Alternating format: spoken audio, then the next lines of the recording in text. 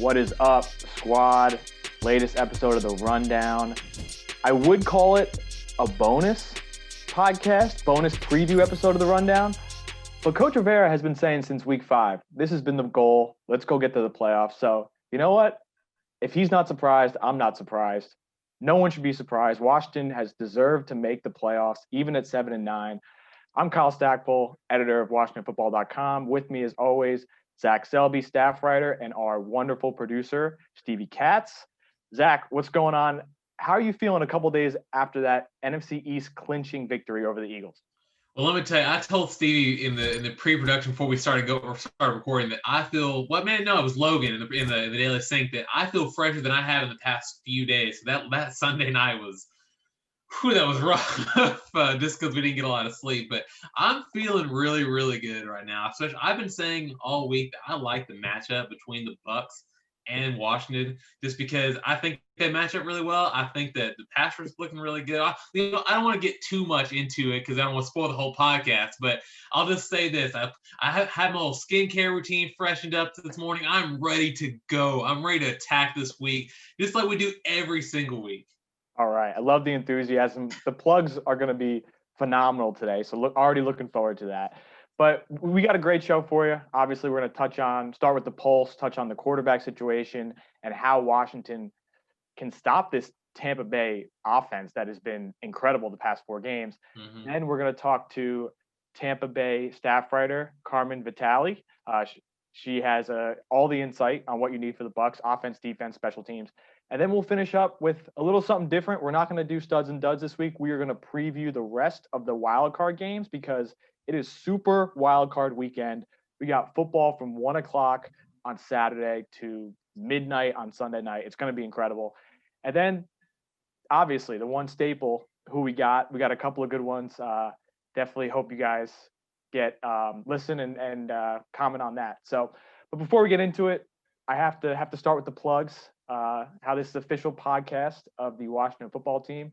You can check us out wherever you get your podcasts, Spotify, Stitcher, Apple Podcasts, Google Play, TuneIn. You can watch us on YouTube for the preview episode. You could also check us out on WashingtonFootball.com and the Washington app. Follow Zach on Twitter, Zach D. Selby, and myself at Kyle F. Stackpole, and Stevie Katz at what? Katz_Stevie. Katz_Stevie. Okay. Zach typically handles Stevie Stats. I think you might want to change your handle to Stevie Stats just so people recognize you. Yes, do it. Do it. We need to put out a Twitter poll, Kyle. Should Stevie change your Twitter handle to Stevie Stats? I know you definitely wouldn't want to do that, but we can talk about it afterwards. I'll think about it. Okay. I'll take it. So Zach, do you have anything before we jump right in here? Other than we bring the best content all the time. Every time. Other than that, right. I'm good to roll, man. Let's go. All right. That's what we needed. Let's get started. Rate, review, subscribe. Again. Rate, review, subscribe. Yeah, yes. Absolutely. Nice now comments. Let's get into it. Bad comments. Just comment, please. Let's get into it. Segment 1, the pulse. We're going to start with the quarterback situation because there's still a lot up in the air leading up to the game. There could be a lot in the air during the game. Alex Smith came back from his calf injury, missed the past 2 games. He looked really good in the first half, 17-22 passing, 2 touchdowns. Washington scored 17 points. Not as good in the second half, 5 of 10, only 31 yards passing, 2 interceptions. And Coach Rivera said after the game that he thought about potentially taking him out in the second half because his calf was starting to wear down, and Smith admitted that. So that's going to be a big factor going into this game against Tampa Bay that has one of the most explosive offenses in the NFL. So I guess, Zach, where do you see the quarterback situation right now? And I guess where do you see it going as we lead up to Saturday night? Well, first of all, I'll just say that I think Alex Smith, if he can play, he's going to be the starter. I think that's a position that I've held, a position that Ron Rivera has held. I mean, it's a position that everybody associated with this team has held ever since Alex become the starter. When he's healthy and he's in there, they have a better chance to win. So as far as the whole rotating quarterback situation, I don't think that's a move you really want to do. I mean, the old saying is that when you have 2 quarterbacks, you have no quarterback. I mean, normally quarterbacks need to get in a rhythm, and just throwing another quarterback out there into the wind is not really going to help either quarterback. And really the only way that I see the whole quarterback rotation thing sort of working out is because it's not going to be like a Taysom Hill, Drew Brees sort of thing, because Taylor Heineke is not really a gadgety sort of guy. He's a traditional quarterback.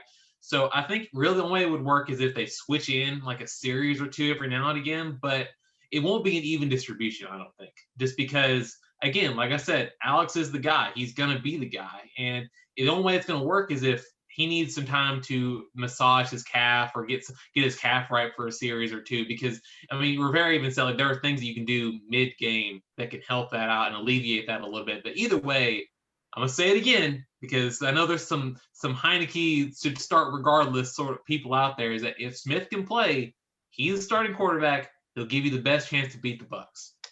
I agree. Definitely going into that game, if Smith is healthy enough, he will play. And then once you get into the game, and Coach Rivera said this, circumstances, situations, it could dictate what happens at quarterback because at the end of the day, they're doing what is best for this team to win. And going into the game, if Smith's healthy enough, he's that guy. But who knows if that calf starts acting up and his performance dips a little bit, then the scales might tip in Heineke's favor. But we'll see. It's a very intriguing storyline. It's pretty insane to even think about if you thought of this last year about how Washington would not only be in the playoffs, but they would be deciding between Alex Smith and Taylor Heineke, who Washington fans probably have never heard of before 2 months ago or a month ago. So it's crazy, but this is where we are now, and Washington's in the playoffs, so they'll take it. Kyle, really quick, before you move on to the next one, do you guys think we'll see any Wildcats with Logan Thomas under center? Oh, yeah, absolutely. I mean, this is the playoffs. Now, you got to do whatever you can to win. And you have 3 players with quarterback experience on the roster. 4 if you count Steve Montez, I guess, if he wants to be thrown in there. But either way, I think the Scott Turner is going to throw all that he can at the Bucs defense to get them off their guard. I agree with you. So let's move on to what Washington's defense can do to stop the Bucs offense, because even at 43 years old, Tom Brady coming over from New England has been exceptional. I think he's in the top 3 in completions, yards. He threw for 40 touchdowns, and he has a ton of weapons, both at wide receiver and tight end with Rob Gronkowski. So what can Washington do, or what does Washington need to do to try to slow down this offense? Because you're not going to totally stop them, but what can they do to at least contain them Saturday night? Rush him, blitz him, pressure him, do twist stunts. I mean, do whatever you have to do to get Brady off his spot. Because if Brady isn't blitzed, he's going to pick you apart no matter how good your secondary is. I was actually listening to the Medicons podcast when I woke up this morning, and she said that Brady has been blitzed just 10% of his dropbacks in the past 4 games. So they've all won. So for what that's worth, it seems like it's a little low to me, but it is what it is. I mean, but that's why you have to have, you have to rely on your 5 first-round picks on the defensive line, because I'll say this, all of them need to play well, but it's not necessarily Chase Young and Montez Sweat that need to play well. It's Deron Payne and John Allen who need to ball out, because they're going to need to crash the pocket to allow Montez and Chase to get to the quarterback. Because one of the things that Tom Brady has done a phenomenal job throughout his career is he has a weird way of finding space in the pocket by stepping up and patting the ball and giving himself a second extra time. But if that's not an option, he's going to have nowhere to go but back. And that's when the Sack brothers are going to eat. I totally agree with you. Just a couple other stats or just points to kind of reinforce how getting pressure is going to be important. Think about the games that the Bucs lost this season. They lost twice to the Saints. They lost to the Rams. They lost to the Bears, and they lost to the Chiefs. And just looking at the passing defenses of those teams, the Rams are number 1. The Saints are 5. Then you have the Bears at like 12 and the Chiefs at 14. And they're all, pretty good at getting to the passer too. So that's the formula. I mean, that's the formula to beat Tom Brady. And it's going to be tough to get to the Bucs because their offensive line has been so good. I mean, they've given up the fewest, or not the fewest, but they're like in the top 3 or top 5. They've given up. Brady's been sacked 21 times, which is still pretty impressive. Yeah, really impressive.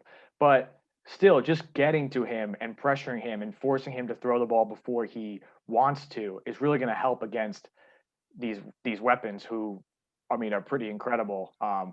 Another thing is going to be not giving up big plays, keeping plays in front of them. We've talked a lot this season that Washington has given up a bunch of like huge plays. We're talking 40 plus. We've seen a couple of 50-yard touchdowns. But I was actually watching this video today. It was from NFL.com.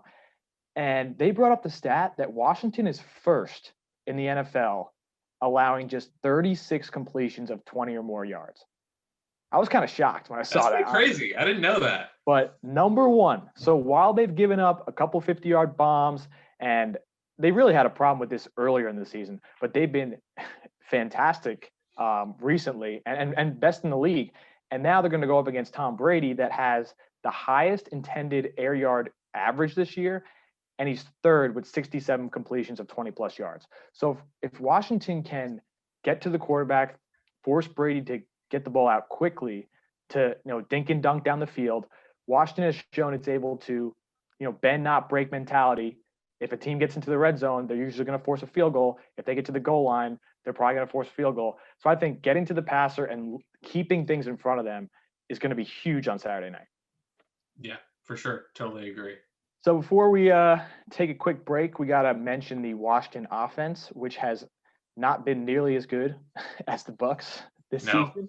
A lot of that has to do with the quarterback situation and the injuries and everything that's happened.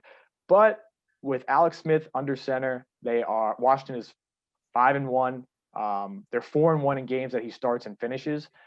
And they're just a different team with him under center. But they're going to need to find a way to score points, because if they don't, they just can't keep up with an offense as good as the Bucs, no matter how good the defense plays. So what do you think are the keys for the offense, regardless of who's under center, for them to put some points on the board and really put some pressure on that Tampa defense?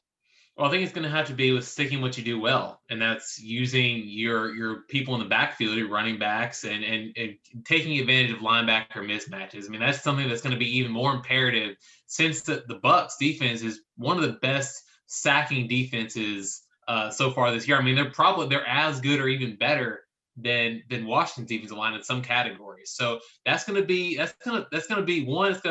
important for Alex to make some time in there in the pocket to survey his options, but it's also going to be a big game for J.D. McKissic, Antonio Gibson, and really, even Logan Thomas. Sometimes he's been out there like in a wide back situation. So if you can dump off your dump off to your playmakers and get that extra space out there between the defensive line and the linebackers, that's going to give you a little bit of time to distribute the ball, get you some time to get some extra yards there, get 4 or 5 yards and some dump off passes, and you keep the Bucs offense off the field when you do that. If you can, they had a 15-play, 91-yard drive to start the Eagles game. If they can do that, you're going to want that every time, especially when you're going against Brady and the Bucs. So if they can do that, just stick with what they do well, and occasionally a dump off to Terry here and there, that's going to help them out a lot.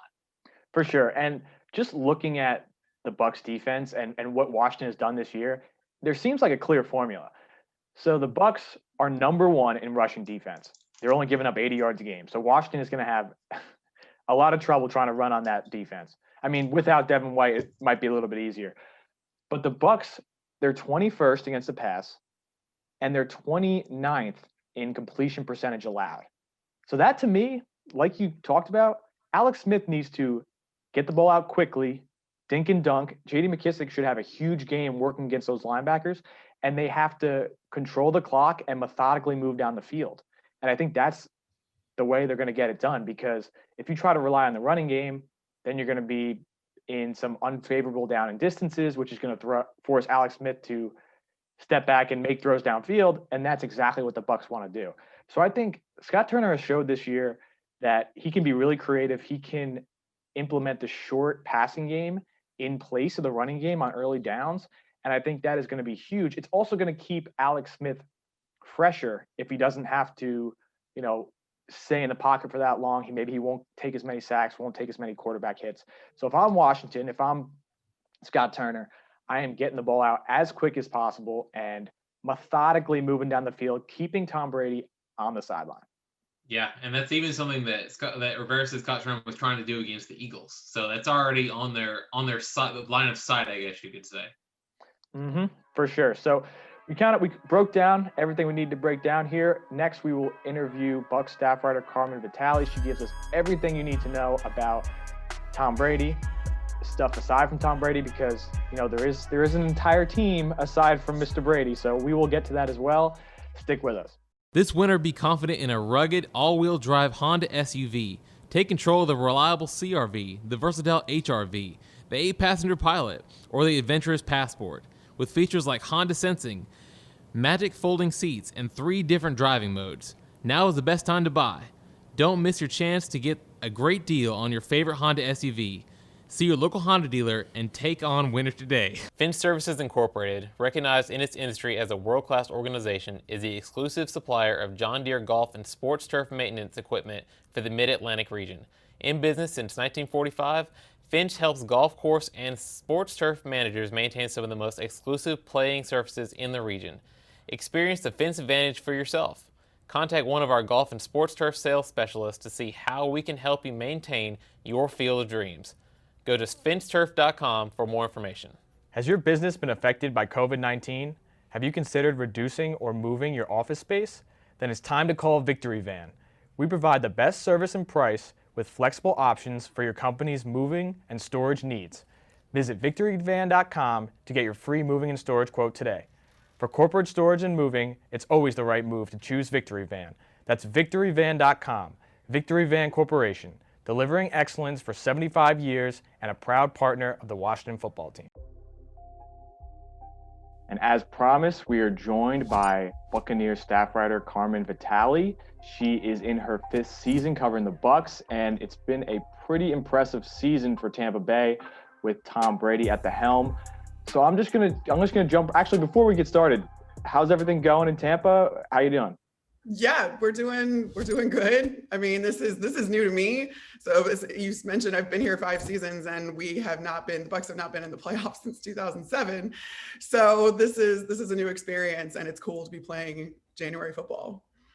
For sure. Yeah, we can definitely relate. I mean, not 2007, but we hadn't been in the playoffs since 2015. So a battle of a couple teams that haven't been there in a while, but it should be a good one. So let's just jump right in. Have to start with Tom Brady, comes over from the Patriots. And I mean, he had a pretty incredible season passing the football near the top in the NFL and in touchdowns and yards and pass completions. Where has Tom Brady been so good this year? Kind of what has he brought to this offense? I mean, I think first and foremost, you have to start with just the attitude and the belief that he instills just by being there. I mean, this man has the best track record, arguably, in the NFL. And so kind of when he says something, you automatically listen. And I think that he's instilled a belief in this locker room that the Bucs are never out of it. And there have been times this season where they've had to come back from some pretty hefty deficits, and they've done it. And I don't think there's ever been a panic. And I think that each game where the Bucs came back, I mean, they mounted 17-point comebacks multiple times this season. And that's not something that Tom Brady's a stranger to. I mean, one of his nicknames is the comeback kid, right?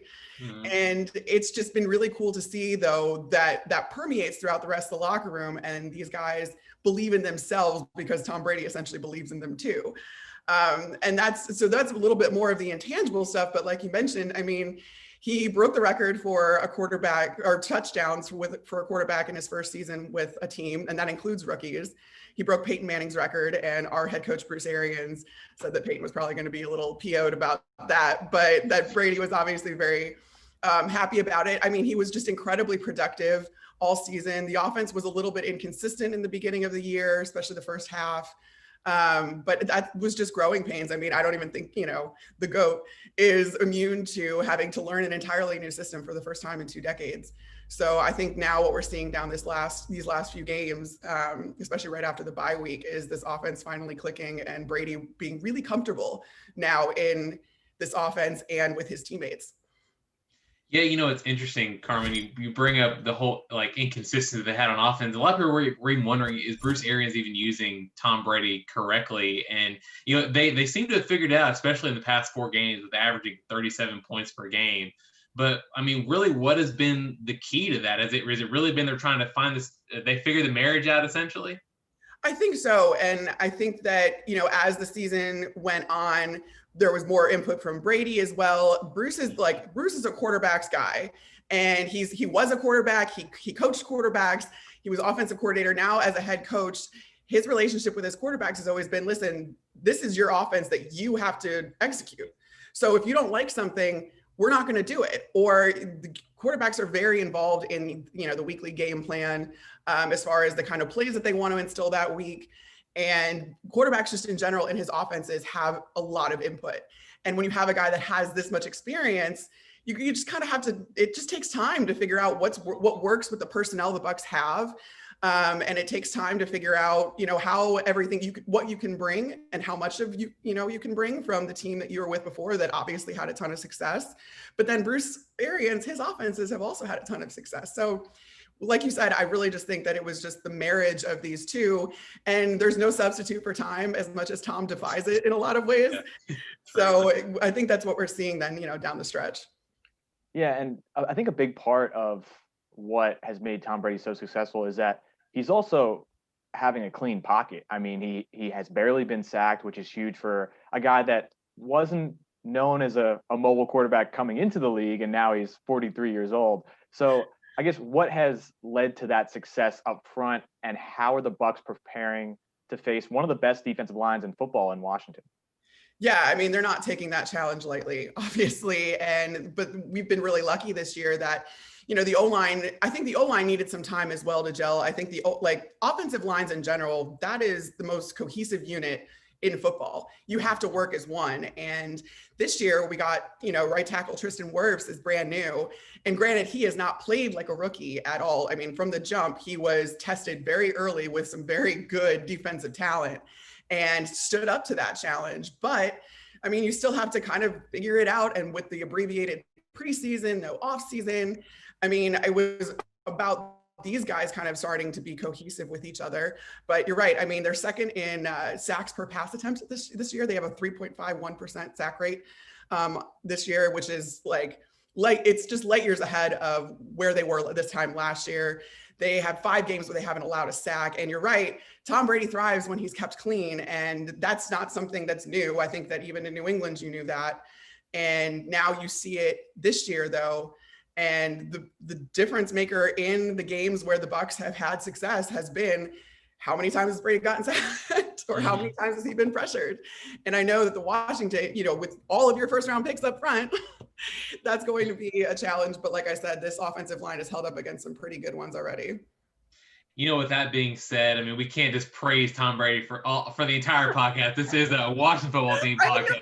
So, I mean, let's just look at it though. I mean, they've lost both times to the Saints. I mean, the Bears beat them, and that being said, I mean, even the Rams and the Chiefs for that matter. So, what were those teams able to do against the Bucs that were really able to come out with wins? I mean, you look at those teams and what is their strength on defense? It's their defensive lines.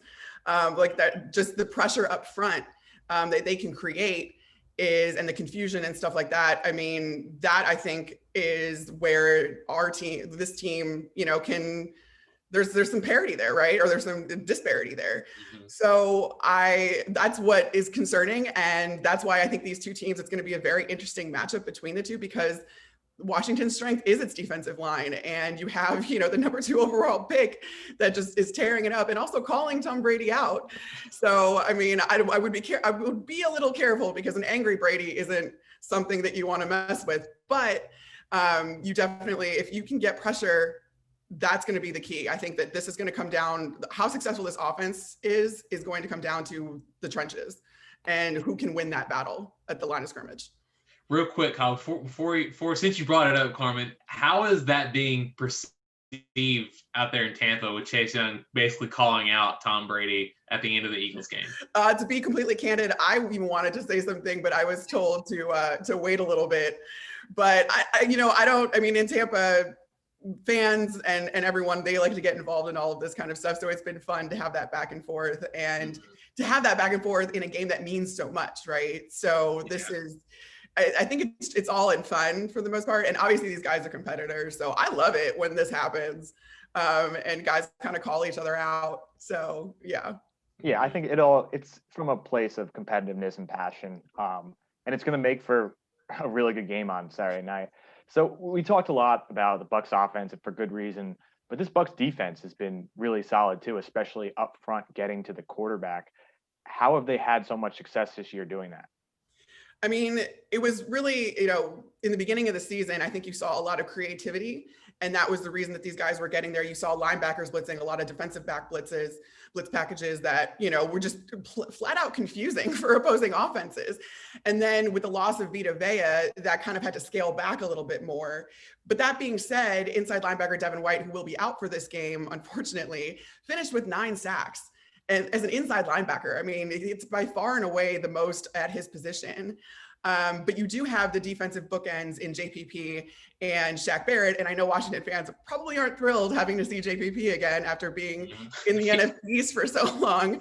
And JPP has had some incredible games against Washington. So, but it's between those two. And then plus the interior pressure, I think that's where the Bucs defense took a huge step this year, was being able to generate pressure from the interior, even with the loss of Vita Vea. And Ndamukong Suh, he has more sacks already this year than he did last year. And then that just forces opposing offenses to make some really tough decisions as to who you can't chip everyone. And you've got JPP, you've got Shaq on either side, you've got some pressure up the middle. It forces you into some situations. And that's why they've been able to, even when the Bucs haven't had all the sacks in a game, they have still been creating pressures. I think they lead the league in pressures, quarterback pressures per game. So, or at least they're at least in the top 3. So that's been key for them. And then they're still kind of figuring out a rotation with some injuries and stuff that have happened in their back end. But that has still taken a huge step forward too. Yeah, I think that's definitely something that like Washington fans need to remember, is that the Bucs pass rush is pretty much as good as Washington has been this past year in terms of sacks, but they're going to be without Devin White, like you mentioned earlier, and that's a big blow to this pass rush. So what is that impact going to be, and who are they going to have to replace that production for me? I don't know if that's even possible. Well, I think that, maybe that's not, you just don't go towards inside linebacker blitzes. Then you go back towards your defensive backs. The Bucs have, rookie safety, Antoine Winfield Jr. now. He has a couple of sacks this year. He's been able to get pressure. You see him kind of come off the edge sometimes. And he's just a really physical player despite being a little bit undersized.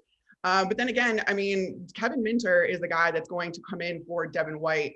And he has been solid in every game that he's had to come in because of the fact he is so experienced in this defense. He was in Arizona under Bruce and under Todd Bowles, a few years ago. And then, to be reunited with Todd Bowles, he probably knows this defense better than anybody. So while he doesn't have the athleticism necessarily that Devin White does, because who does, he can kind of make up for that in anticipation and knowing what the goal of this defense is. And he's, at that middle linebacker spot next to Levante David. And those two are just very, very good at working together to make the entire defense be on the same page. So we broke down the offense, broke down the defense, pretty much all the different ways that the Bucs are going to try to attack Washington, how Washington's going to try to stop the Bucs. But what are the keys to the game on Saturday night? Where is this game going to be decided? I mean, we kind of touched on it before, especially like for the Bucs' offensive success, trenches. And I really think that probably goes both ways. Having Alex Smith as your guys' quarterback, Bruce Arians said it yesterday. He's like, this is not a 7-9 team to us. This is a 4-1, 5-1 team because this is what they are under Alex Smith and what he can do. That being said, he's a pocket passer, right? He's not super mobile. Neither of these quarterbacks are super mobile. So I think it's going to be about the pressure you can get on either one of them to disrupt their game. That to me sticks out as the biggest thing. Definitely. Well, it should be a good one. I know the bettors out there, they have the Bucs. I'm more than a touchdown favorite, but I don't know. Maybe it's just bias, but I think Washington's gonna be able to keep it close. It's gonna be awesome watching Tom Brady in person at FedEx Field on Saturday night. Where will you guys be stationed for that game? We'll be in the control room, so that's where I watch every away game. Is in our control room at the stadium. It affords me, I have like a TV right in front of me, and it affords me some angles that are really great. So. And then plus it's me, one of our other writers, and our whole radio production team has been in there with us during the season. So it's a fun thing. I mean, if you can't be there, obviously, which we normally are, it's a pretty good option otherwise. But yeah, I mean, I'm really excited for this matchup for sure. And it's the postseason, anything goes, right? Exactly. So we're looking forward to it. I know that you guys are too. Thank you so much. We really appreciate your time, and hopefully once this is finally over, when we play the Bucs again, we can, sit in the press box and talk football and really get to know you instead of just over the computer. So we really appreciate your time. I appreciate you guys having me so much. Thank you. You can hear every Washington football team game on the Team 980 and streaming on the radio.com app. Listen to the Team 980 every day for expert analysis, Washington football guests, and your calls, along with hosts Kevin Sheehan, Washington football legend Brian Mitchell, Steve Zabin, and more on the official radio home of the Washington football team. Download the radio.com app and favorite the Team 980 today to listen on your phone or smart speaker. At RTS, game day strategy doesn't stop when the whistle blows. RTS delivers smarter, more responsible waste and recycling services. As an official partner of the Washington football team, RTS is connecting the team and FedEx Field with sustainable solutions to care for the community and the environment. RTS, a better waste company. Find out more at rts.com. We are back with the playoff preview episode of The Rundown. Huge thanks to Carmen Vitale for joining us and giving us everything we need to know about the Bucs ahead of Saturday night's game. But before we continue talking about that game, and we still got who we got some things up our sleeves. It is a huge weekend in the NFL, the first super wild card weekend ever, I think. I mean, they had an extra team in the playoffs this year, so that means 3 games on Saturday, 3 games on Sunday, and we know that even Washington fans they're gonna be watching all these other games because you can't stay away from playoff football. It draws you in, it forces you on your couch, it forces you to go order Buffalo Wild Wings, and that's just how it is. That's how wild card weekend goes. So we're gonna bring on Stevie Stats for a wild card preview, and Zach and I are going to test our knowledge around the NFL to see which one of us are better. All right, so let's start with the first super wild card game, which is going to be the Indianapolis Colts at the Buffalo Bills. 1:05 on Saturday. Zach, Okay. You want to start? Yeah, I'll start off with this because I feel like I'll just say the Bills are going to win this game. Not just because, I think the Colts are good. I think the Colts have a really good defense. Their offense, led by Phillip Rivers, is solid with Jonathan Taylor out there. But the Bills right now are on fire. They're probably one of the hottest teams in the NFL right now. The offense is just clicking. Josh Allen, Stephon Diggs. They're all out there, and their defense is solid. Dude, shout out to what McDermott has done with that team in the past few years, because they were near the bottom of the league for a long time. And they have become. They won the AFC East for the first time in a long time. I don't remember exactly this. I think it's like been the 90s. I think it was like 1995. I want to say. Yeah, exactly. That's crazy what they've been able to accomplish. So I got to go with the Bills here, just because I think that Phillip Rivers, as good as he is, he has his moments where post snap he makes some questionable decisions which lead to turnovers, and the Bills are going to feast on that. So I'm going to go with the Bills. Yeah, I agree with you. Sean McDermott has done an incredible job in Buffalo. He was actually Rivera's defensive coordinator in Carolina. So what he has built in Buffalo is basically what Ron Rivera wants to build here in Washington. Mm-hmm. Buffalo is on an absolute roll. They found their quarterback in Josh Allen. They have a legit top weapon in Stephon Diggs. And I agree with you. I like the Colts. I think the Colts are solid, and I think they could keep it close. But the Bills have just been on a roll. It just seems like the Bills and Chiefs are on on track to just meet in that AFC Championship, because it seems like they've been by far the 2 best teams in the AFC East this year. So give me Buffalo.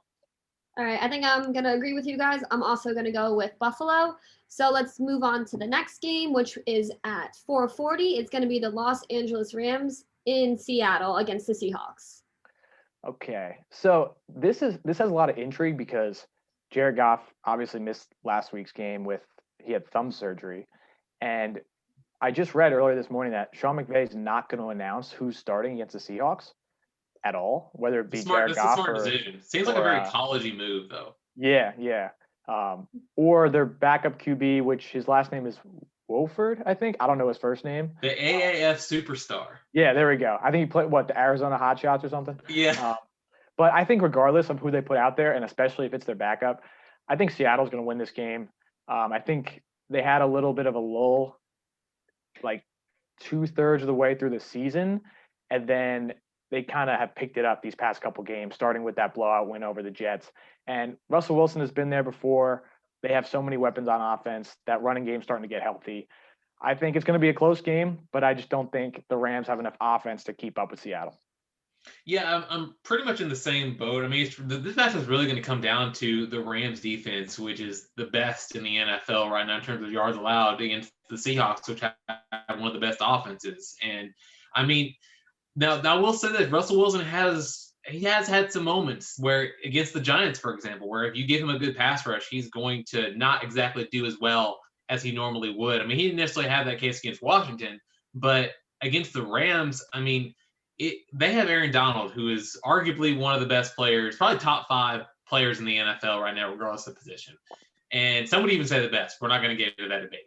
So I do think that the Rams are going to have their moments on defense, but the Seahawks, I think, are just too good on offense. I mean, Tyler Lockett and Chris Carson, all those guys out there are just studs. So I got to go with Seattle. I'm also going to go Seattle, and you forgot DK Metcalf. We can't forget about him. He's wild. yeah, he is good. Okay. I'm not a fan of the Binky mouthpiece, but that's just either way. All right. Anyway, You should message him on Twitter about it. Yeah, so there we go. All right, let's move on. We're going to save the Saturday night game for a little later in the pod, so make sure you stay tuned to see who we pick for that game. So let's move on to the Sunday games, which the first one is going to be the Baltimore Ravens at the Tennessee Titans. So this is kind of like a rematch, you could say.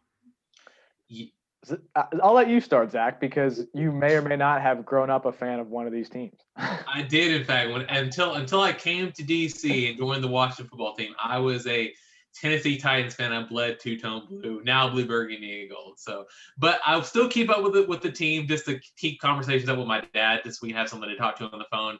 And it's going to be interesting because the Ravens, I think, are maybe the better team than the Tennessee Titans overall, but offensively, the Titans are just they're low-key one of the best units in the NFL right now. I mean, they're one of the best in points per game. Derrick Henry just rushed for over 2,000 yards, became the 9th player to do so, and it's the 8th player to do so. And it's been crazy because they have Corey Davis, they have AJ Brown, Ryan Tannehill is playing Mahomes-esque in a lot of ways, and they also have Jonnu Smith out there at tight end. Now the defense is going to have some issues with the Ravens. But I will say this, the Titans defense plays well for whatever reason whenever they play the Ravens. But the reason I'm going to go with this game is because of Derrick Henry. Derrick Henry is a force unlike any other. He's a monster. He is the horseman of death from the Book of Revelations. He is Thanos from the Avengers. You can dread it, you can run from it, but destiny still arrives, and it comes in the form of a Derrick Henry stiff arm. So I got to go with the Titans. I like that. I like that explanation. I like that argument. I'm going to go with the Ravens. The Ravens show that when they're playing with a lead and then they can just start running the ball down your throat, it's almost game over. And it just puts so much pressure on the other team because they're bleeding so much clock every single possession that they have. But if the Ravens get down, they've struggled, especially in the playoffs. But I just think the Ravens are one of the hottest teams in the AFC right now. I think that if they can start fast, they can really get to the Super Bowl this year still, even at with one of the wild card spots. So I think it's going to be close. I'm really excited for this game. I'm probably most excited for this game after the Washington Tampa game, obviously. But I think it's going to be a good game, and I think the Ravens are going to come out on top. All right, so I guess I'm the tiebreaker. I'm actually going to go with the Titans. So I'm with Zach on this one. Sorry, Kyle. I knew you were smart, Stevie. I knew you were smart. All right, we'll see. The Titans, I think, are just going to pull it out. Yeah, I could see them winning. So let's move on to the next game. We have the Chicago Bears in New Orleans to take on the Saints. All right, so I've been talking to Zach about this. I don't even know why, but I don't know. There's something about the Bears, man. Since Mitch Trubisky came back, Their offense has been really solid. Aside from that Green Bay game, I mean, Green Bay is one of the best teams in the NFL. But I think the revival on offense, and then you pair that with that Chicago defense going against the Saints, that Alvin Kamara is coming back from COVID. You have Drew Brees, who's not very mobile. That offense is kind of sputtering a little bit. You don't really have the home field advantage in the Superdome. So give me the upset. I don't care what the line is. I think the Bears are going to win straight up, and they're going to have another chance to go to Green Bay. I could look really stupid by Sunday night, but I don't know. There's just something about the Bears team. They seem to have figured something out offensively, and they could catch the Saints sleeping. Look, man, I can't support your fandom for Mitchell Trubisky. I mean, he has been playing better. I'll give you that. But eventually this man is going to come down, and it's going to be against the Saints, because not only are the Saints phenomenal on offense when Drew Brees is in there, and even when Taysom Hill is in there on occasion, this defense is nasty. It's really, really good. And it's now back before the season started, everyone expected this defense to be just one of the best in the league.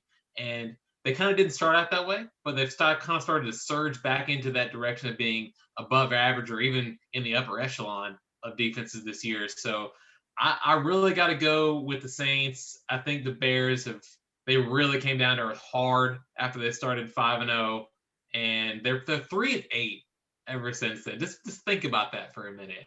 And 3 of the last 4, though. They've won 3 of the last 4. Yeah, but Alvin Kamara, this Drew Brees, like that offense is just awesome. So I got to go with the Saints.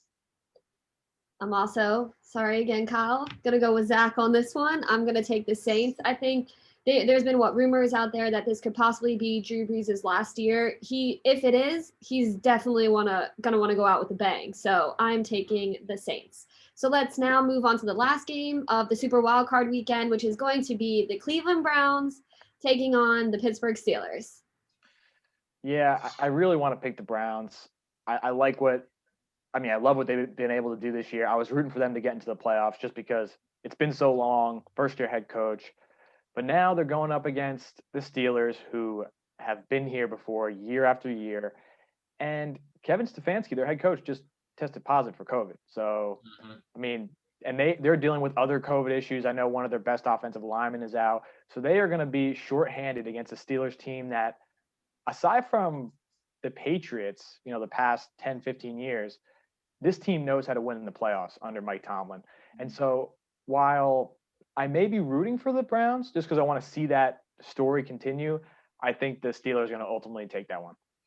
Yeah, I just now realized that I've gone with all higher seeds in my predictions, and any bracketologist would tell you that that's a really bad decision. But I mean, I can't. I want to pick the Browns too because they're a good story, and they've made the playoffs for the first time in forever, winning record for the first time since 2002. But God, they have so much bad luck right now with COVID, and their head coach, that's a big blow. And the Pittsburgh Steelers, I mean, they almost beat the Steelers last week, but they did beat the Steelers last week, right? They barely, yeah. Though. Yeah, but still, the point is that Ben Roethlisberger was not playing. I mean, they had a lot of playmakers that were just not there because they want to save themselves for this game. So Steelers, man, they're historically one of the greats, and love the Browns, but maybe next year. Yep, 100% agree with you guys. If it wasn't for the COVID outbreak with the Browns, I would definitely probably take the Browns, but due to that, I'm going to also go with the Steelers. Stevie following every single one of Zach's picks. That's right. Virtual high five to Stevie for us being 100% on point. You guys better switch for the Washington Tampa game so we can at least have a winner after this weekend's games. Okay, we'll see how that goes. You'll need to figure out a tiebreaker. But so that was a segment that we didn't really know what we were going to do in this spot, and we decided to give fans kind of the NFL perspective of who's playing this weekend, what we think. So if you like it, or hope you liked it, and if you didn't, you can skip it because we are going into who we got. We're going back to Washington, Tampa Bay for the final segment of this playoff episode. And we got some good ones. I mean, Zach, have you heard people talking about playoff who we got? I mean, what's going on here? It's really funny. I was actually I was walking back from the store the other day, and someone rolled down their window. This is completely true, by the way, and said, "Hey, I've seen you guys. I've seen you before on the TV show and the podcast. This is so great to see you." I'm like, that's awesome. I appreciate you giving me the shout out. But yeah, people really are clamoring for it now. We were clamoring for it before, but now people are literally coming up to us and saying they're clamoring for it. So yeah, 100%. People are about it. Social distanced, of course, with masks. Of course, yeah. It was in his car. He was rolled down his window, so I was on the sidewalk. All right, well, let's get right to it. We got three good ones. Stevie, let's have you play in this one too, just because you've been solid the past couple weeks, and I really need to feel good about myself if I can beat both of you guys. All right, so who will have more sacks? So this should be a really good one because the Bucs are fourth in the league with 48 sacks, and Washington is fifth with 47 sacks. Now the Bucs don't allow many sacks, where Washington is one of the worst in the league. So that might tilt in Tampa's favor. But who we got between Tampa Bay and Washington? So I think this might be a really sack-heavy game. Honestly, I mean, you would expect that when you have 48 and 40. Well, they have 46 for Washington. 47. Yeah, 47. Still, I mean, they're really close, and I think that Tampa Bay is going to have more sacks, but I think that Washington's defensive line is going to impact the game more because we've seen that with even if they don't get the sacks, they still pressure the quarterback and they've still been able to get their hands up in the air, and that's led to turnovers. So as much as I love Chase Young, Montez Sweat, I think they're both going to have really good games, and as well as Deron Payne and John Allen, and even Ryan Kerrigan and Tim Settle and their bevy of pass rushers. I still feel like the Bucs with JPP, even without Devin White, they're gonna have more sacks. It might be like 5-4 or like 6-5, but it's gonna end up being Tampa Bay, I think. Stevie? All right, so now Zach, I'm gonna go against you. Oh no! There we go. Washington is gonna have more sacks. I think our young guys, our defense is so young. Like you just mentioned, Deron Payne, John Allen, Chase Young, Montez Sweat. Including Ryan Kerrigan too. I think they're just so hungry to go after someone they grew up watching, Tom Brady, that they're going to make sure they get to Tom Brady. I'm going to agree with you. I'm going to go with Washington. I think part of it is going to be that Washington on offense is really going to focus on getting the ball out quickly and keeping Alex Smith upright and keeping him as healthy as possible, because that gives Washington the best chance to win. So they can't afford him to be taking hits, to be taking sacks. And I think, Washington is going to be able to get to Tom Brady enough. It might not be that many times, but, Tom Brady might sit back there trying to make a deep play and Chase Young gets to him or Montez Sweat gets to him. So I think it's going to be Washington.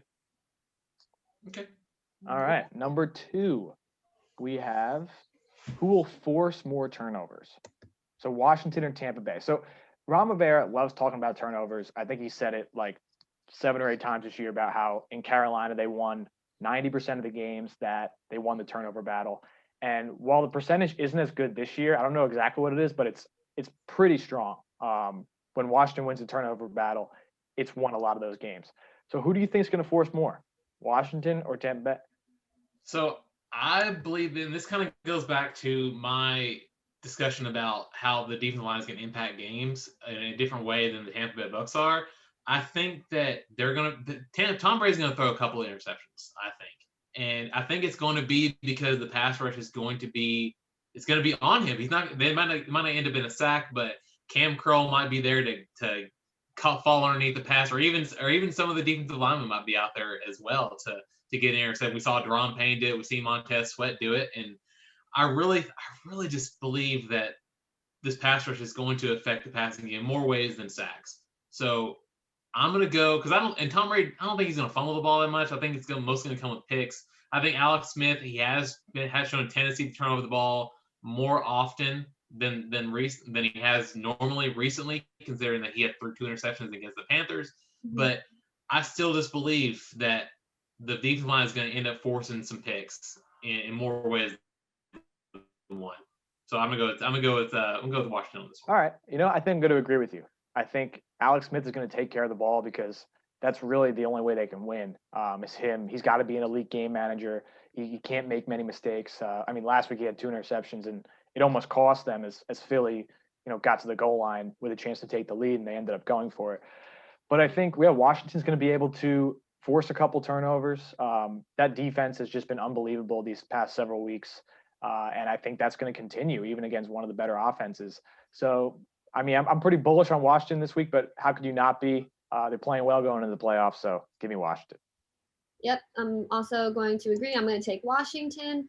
It's been a while since Montez Sweat has deflected a pass, so I'm going to take Montez Sweat deflecting a pass and someone getting an interception as one of the turnovers. All right. I like that. All right, number 3. And this is kind of going to show our cards with what we think is going to happen with the quarterback situation. So who will have more passing yards between Alex Smith and Taylor Heineke? Who we got? So I think this kind of goes back to my point. Like, I really don't think that Taylor Heineke's going to play that much. I think he's going to be in there for a couple of series. I think he's got a chance to be in there, but I don't think that it's going to be in there as much as some people would want, or even some people would expect. I really think that Alex is going to have most of the snaps at quarterback. So now that's not to say that Heineke can't produce, because he did so against the Panthers, and when they had their only touchdown. So I'll respect Heineke, but I got to go with Alex Smith just because, in the words of Game of Thrones from Littlefinger, trust what you know over what you don't know. We couldn't have the playoff pod without a Game of Thrones reference from me. So I got to go with Alex Smith. I'm also going to go Alex Smith. Yeah, if he's healthy enough to start, he's going to start, and he's going to lead this team. So I'm also I don't even know what I'm saying, but I'm going Alex Smith.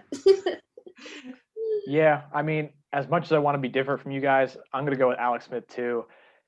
I think more people are clamoring for Taylor Heineke than who we got.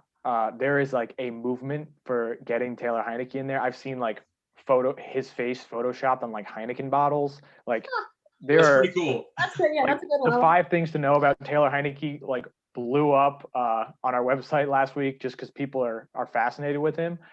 But you have to remember, this guy was not on an NFL team 2 months ago. I mean, there's a reason he has 1 NFL start since he entered the league in, I think, 2016. Alex Smith is a proven winner. He's 5-1 with Washington. He gives you the best chance to win as long as he's healthy enough. I think the only scenario where Taylor Heineke gets more is that if Alex Smith gets hurt. I think even if he's not 100%, which I don't think he will be, they're going to ride him as far as they can. And maybe if they need something, if they need a jolt, to go to Heineke. But I got to go with Alex Smith because that, to me, is by far the best way or the best chance that Washington's going to win. Well, also, you said, knock on wood, that Heineke would come in if Alex Smith gets hurt. Or let's just hope we somehow score 1,000 points and they sit Alex Smith and Heineke comes in to, take over and just relieve Alex Smith. Whoa. What would also have been a good one is if who would have more passing yards between Heineke or Logan Thomas. Ooh, that's a good one. I'll take Heineke on that one, though. Yeah, I'll take Heineke. Yeah. Stevie, are you predicting a Washington blowout? Not a blowout. Yeah, I don't know why I said 1,000 points. I think Washington will upset the Tampa Bay Buccaneers. I do. So I'm picking Washington for our Super Wild Card game. All right, Zach, you want to go? Yeah, so I'm going to, there's one thing, one of my guilty pleasures is self-indulgence for its own sake. So I'm going to go ahead and plug the story that I wrote a few days ago about the history that shows that underdogs have a pretty good shot of upsetting people in the wild card round, especially with Tom Brady. Tom Brady on the road away from his home stadium is 3-4. He's also 0-2 since 2009 in the wild card, and the last of which came against the Tennessee Titans last year. So, and on top of that, since 2010, teams that come in with a sub 500 record are 2-0. So, and plus, just records aside, history aside, I think the pass rush is a key component to this game. I think they're going to get after him. I think even if they don't get after him, they're going to hamper him and hinder him and harass him. And they're going to create some turnovers. This pass rush is going to affect the secondary. And the offense is going to do just enough, like they've done all year, to win games. So I'm going to go with Washington as well. It's going to be close. Not saying it's going to be a blowout, but it's going to be a Washington win at the end of the day, and Washington move on to the division round. Yeah, I mean, I'm torn here. I mean, I can't go against Washington. I can't. I just can't. I mean, I know that we all picked them, and people will say we're homers, but there are reasons to believe that they can upset the Bucs, even more so than some of the other teams. Like, if they drew the Saints in the first round, it would have been a lot tougher. If they drew the Seahawks, I think it would have been tougher. Obviously, if Green Bay snuck into the wild card, them having to, or actually that wouldn't happen. Whatever. But I just think that because of the reasons we mentioned, because of what Tampa Bay struggles with in their losses, it has been the pass rush that has gotten to them. That is what Washington's biggest strength is. And I think as long as Alex Smith can do what he's done and really manage the game and not turn the ball over, that's going to give them a good chance to win.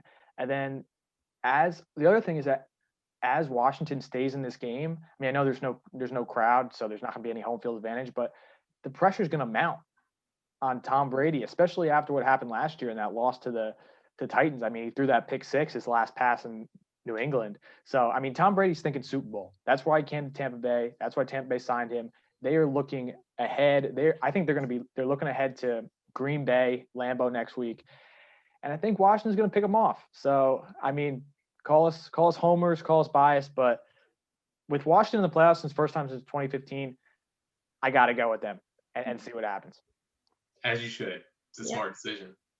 So you guys still picked all the same teams? For the most part. Oh, yeah, for the teams. But we had different who we got, so that's good. All right. So that'll be the tiebreaker. Mm-hmm. All right. There you go. Sounds good. Mm-hmm. Well, that's all we got here. I know we went long, but it's the playoffs, and we're trying to give you guys the best content all the time. Every time. I think it's the first time you've done that. Like, you've started off the chant. So good for you, man. You know, it's in my brain now. It's just ingrained that, like, I know I have to bring it up at least once an episode. So hope you guys enjoyed it. Hope you guys enjoy the game on Saturday night.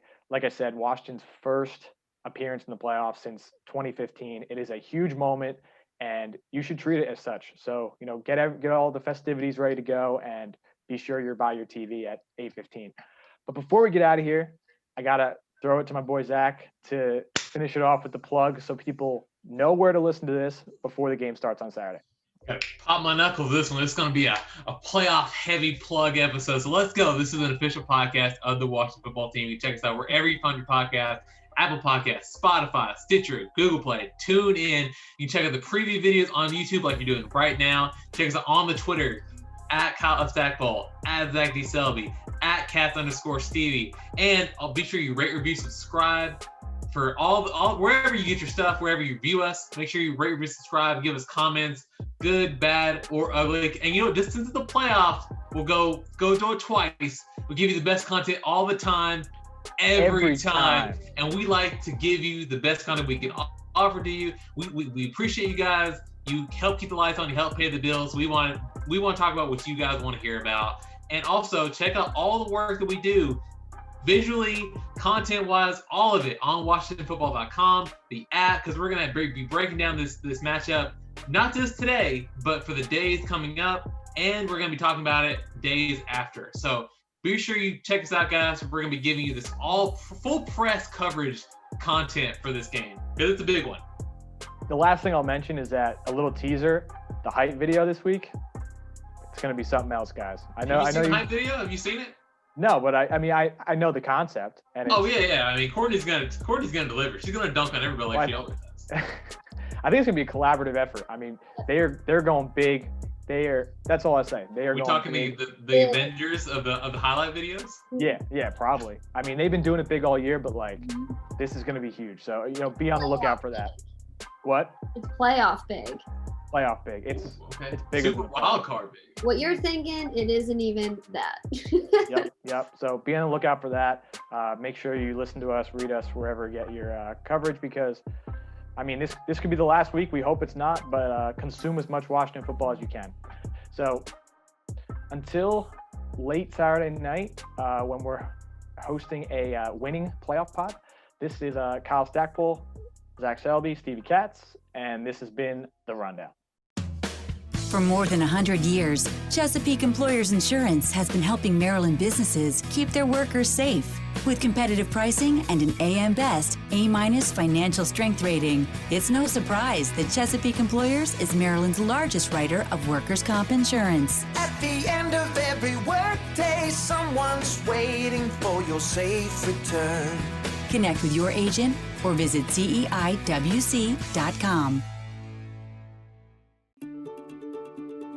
Reliable power from Novec keeps us connected to so many good things. Life-saving equipment and life-affirming moments depend on reliable, safe electricity that keeps us plugged in and powered up. And as a not-for-profit cooperative owned by the people it serves, Novec keeps rates low and service high. Novec, keeping life bright. Hey, Mid-Atlantic, it's me, Winter. Just a heads up, I'm gonna ice and snow all week, but if you're driving a Honda, you'll be fine. And right now, your local Honda dealer has big deals on the entire all-wheel drive Honda lineup. CR-V, HR-V, Pilot, Passport, and more. With real-time all-wheel drive and all the safety features included with Honda Sensing, like a collision mitigation braking system and adaptive cruise control. Oh, and don't forget to turn on your heated seats. It's gonna get cold.